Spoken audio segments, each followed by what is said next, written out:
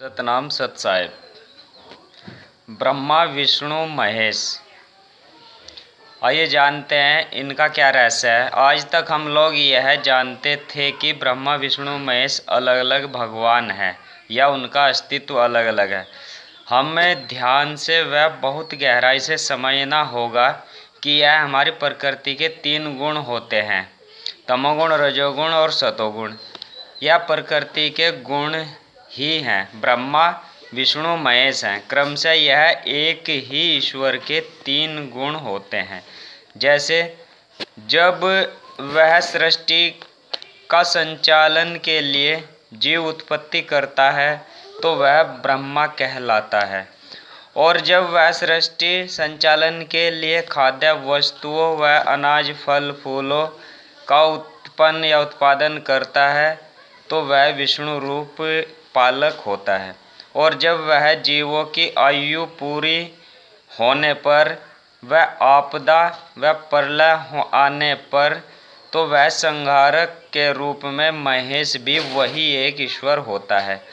एक छोटा सा उदाहरण है, जैसे एक आदमी जब विवाह करके अपने कुल के लिए संतानोत्पत्ति करता है, कुल की वृद्धि के लिए संतानोत्पत्ति करता है, तो वह उस समय ब्रह्मा का कार्य करता है। और जब वह अपने परिवार का पालन पोषण करता है या करने के लिए आवश्यक खाद्य सामग्री व वस्तुओं को अपने बच्चों के लिए लाता है, तब वह विष्णु स्वरूप होता है।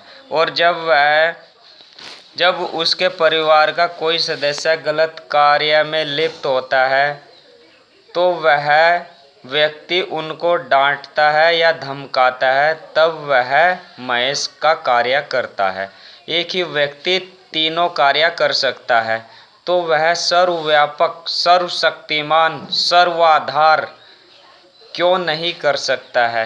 अर्थात कहने का तात्पर्य यह है कि ब्रह्मा विष्णु महेश एक ही ईश्वर के 3 रूप होते हैं, और यदि हम ईश्वर को भूलकर इनमें से किसी एक ही गुण की पूजा करते हैं तो हम ऐसा करके उस एक ईश्वर सर्वशक्तिमान के प्रति भेदभाव करते हैं। अर्थात हमारी सच्ची पूजा व प्रार्थना अरदास उस मालिक के प्रति सच्ची नहीं है। भारत में ब्रह्मा को पूजने का विधान नहीं है, क्योंकि ब्रह्मा तमोगुण का प्रतीक है। तो आप जिसको पूजते हैं या मानते हैं, यानी जिसका मन, आपका मन जिसमें रत होता है तो आपका मन भी वैसा ही हो जाता है। इसलिए ब्रह्मा को पूजते नहीं हैं, और ईश्वर के विष्णु रजोगुण और महेश सतोगुण को ही पूजते हैं। लेकिन यह विधि भी सही नहीं है। हमें उस एक ईश्वर को ही मानना चाहिए जिसमें तीनों गुण समान रूप से सम्मिलित होते हैं, और तभी आपको मोक्ष व निर्वाण भी प्राप्त होगा। जब आप प्रकृति के 3 गुणों के कर्मों का हिसाब बराबर या शून्य कर देते हैं। दूसरी बात यह है कि यह व्यवस्था केवल भारत में ही है, पूरे विश्व के धर्मों में क्यों नहीं है, जबकि 3 गुण वहाँ पर भी विद्यमान होते हैं। तीसरी बात, जब हम इनमें से किसी एक गुण को ही सर्वश्रेष्ठ मानते हैं तो उस निराकार ईश्वर को भूल जाते हैं जिसने यह सारा संसार बनाया है। देखिए डायग्राम के द्वारा, यहाँ पर ईश्वर है।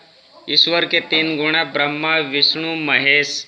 यदि व्यक्ति ब्रह्मा के गुण को अपनाता है, यानी ईश्वर के गुण ब्रह्मा को अपनाता है, तो वह वैष्णव हो जाता है। काम, क्रोध, ईर्ष्या, मदिरापान, हिंसा, जुआ खेलना आदि अवगुण वहाँ पर आ जाते हैं, इसलिए ब्रह्मा की पूजा नहीं करते। यदि व्यक्ति विष्णु स्वरूप को पूजता है तो वह जो है इतना पैसा धन दौलत हो कि सब पर राज करे, ऐसा भाव वहाँ पर आ जाता है, क्योंकि लक्ष्मी के पति विष्णु है और वह सब पर राज करना चाहता है, यानी वह चाहता है कि सभी हमारे दास हों। यदि कोई व्यक्ति ईश्वर के महेश रूप को पूजता है या मानता है तो यहाँ पर निष्काम भाव आ जाता है। आपको पता है कि संसार में कुछ भी अस्थायी नहीं है, अर्थात सभी कुछ नश्वर है। मृत्यु एक सच्चाई है। जो व्यक्ति इसको ध्यान में रखकर भक्ति करता है तो वह मोक्ष को प्राप्त करता है। अब एक छोटा सा उदाहरण है, जैसे हमारे प्रधान यानी जो कोई प्रधानमंत्री को मानता है या जिसके संबंध प्रधानमंत्री के साथ हैं, तो वह सभी मंत्रियों के साथ भी अपने आप उसके संबंध बन जाएंगे। यदि कोई व्यक्ति प्रधानमंत्री को छोड़कर किसी एक मंत्री को ही अपने आप को यानी उससे संबंध रखता है, तो वह प्रधानमंत्री के द्वारा सभी कार्य नहीं करा सकता। अर्थात जैसे कोई गृह मंत्री को जानता है तो वह बाकी के मंत्रालयों से काम नहीं ले सकता, वह केवल गृह मंत्री से ही कर सकता है संबंध। ठीक है। और जैसे साधारण मनुष्य है, एक दिन में कई तरह से तीनों तरह से कार्यों का संपादन कर सकता है। जैसे वह संतानोत्पत्ति करता है, बच्चों का पालन पोषण करता है, बच्चे यदि गलत कार्य पर अग्रसर हैं तो उन्हें डांटना धमकाना आदि रूप से कार्य करता है। तो हमें उस मालिक के चौथी बात यह है कि हमारा उद्देश्य किसी के मन को ठेस पहुंचाना या समुदाय की आस्था को ठेस पहुंचाना नहीं है, केवल जो एक सच्चाई है उसको बताना है। बाकी आपकी मर्जी, जवाब तो आपको ही देना है। सतनाम सत साहिब।